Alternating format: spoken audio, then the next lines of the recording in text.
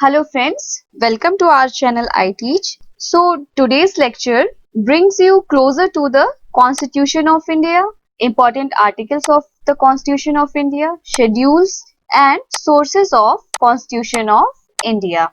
Today we will read about different parts of the Indian Constitution and articles covered under these parts. So the first part is the Union and its territory, and Article 1 to 4 covered under this. Second part is citizenship. Article 5 to 11 comes under citizenship. I mean, these articles define and give you the way of citizenship.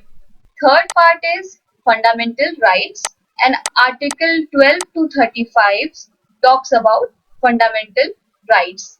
Part 4 is directive principles of state policy, that is DPSP. Article 36 to 51 deals with DPSP. Article 4A, A because it is added after the amendments of the Constitution. So, fundamental duties. Article 51A covers the fundamental duties. Article 52 to 151 talks about union government, and that is your part 5th. Part 6 of the Constitution deals with the state governments, and Article 152 to 237 covers different provision for the state government. Next part is part 8. Part 8 deals with the union territories, and Article 239 to 242 covers this. Part 9th is panchayats. Part 9A is municipalities. So Article 243 to 243ZG covers panchayats and municipalities. Next part is part 9B. Next part is 9th B, which is also very important because it deals with cooperative societies, and Article 243ZH to 243ZT comes under this with different provisions. Next part is part 10, that deals with the scheduled and tribal areas, and Article 242 to 244A. Next part is part 10, that deals with scheduled and tribal areas, and Article 244 to 244A comes under this part. Next part is 11, that deals with relations between union and states, and Article 245 to 263 deals it. Next part is 12, which covers finance, property, contracts and suits. Article 264 to 300A. Another one is part 13, that deals with trade, commerce and intercourse within the territory of India, and Article 301 to 307 deals it with its different provisions. Next is part 14. 14 deals with services under the union and the states, and Article 308 to 323 deals with it. Next part is 14A, and this part deals with tribunals, and Article 323A to 323B give different provisions for this tribunals. Next part is part 15, and that is very important for elections, and Article 324 to 329A comes under this. Another one is part 16, that deals with special provisions relating to certain classes, and Article 330 to 342 comes under this. Next part is part 17, that is it is for official language. 343 to 351 deals with the different languages of our country, and another one means part 18. It is very important because it deals with the emergency provision, and Article 352 to 360, which deals with different kind of emergency provisions, emergency rules, in which Article 352 deals with national emergency, Article 356 deals President rule or constitutional breakdown, and Article 360 deals with financial emergency. Next part is 19th, and it deals with miscellaneous. Article 361 to 367 covers this. Part 20 deals with amendment of the constitution. This part is very important because any change you want to make, the parliament, they deals under this part and with the help of Article 368. Next part is part 21, that is temporary, transitional and special provisions comes under this part, and Article 369 to 392 covers this part.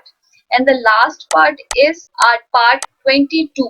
It includes short title, commencement, authoritative text in Hindi and repeals. Article 393 to 395 comes under this part. So the total parts are 22. You have seen earlier that I directly jumped from part 8 to part 6 because part 7th was deleted by the 7th Constitutional Amendment Act 1956, and this part deal with part B states. It's very important for you to remember these parts with its subject matter and also with articles covered under this subject matter because it may come in your examination.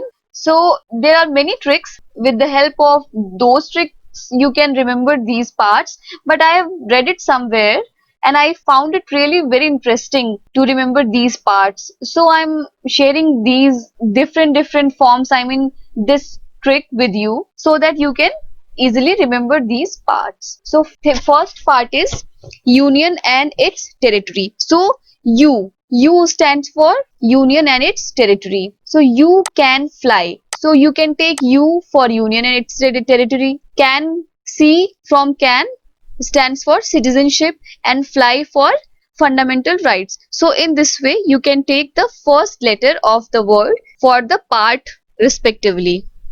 So you can fly directly from US, from for fundamental duties, and US, U for union government and S for state government.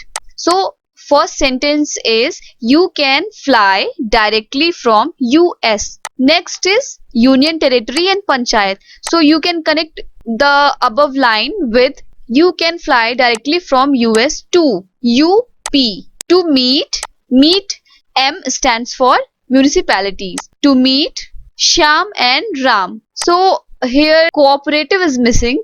So you can easily remember this. You can meet Shyam and Ram in cooperative societies. So you can fly directly from US to UP to meet Shyam and Ram in cooperative societies. Now here comes the next line.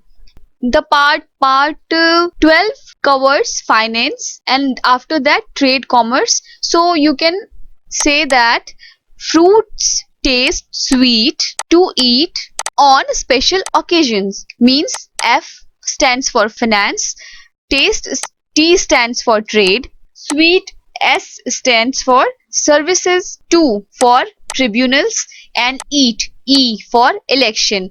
And here few parts were missing in that trick, so I have added few words for my remembrance.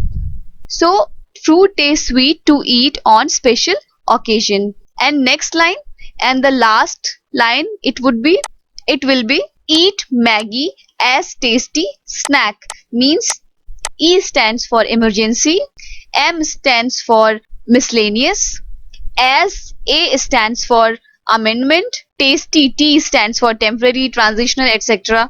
and last snacks stands for short title, etc. So the sentence is you can fly directly from US to UP to meet Shyam and Ram in cooperative. Next is fruit taste sweet to eat on a special occasion. Eat Maggie as tasty snack. And that's it.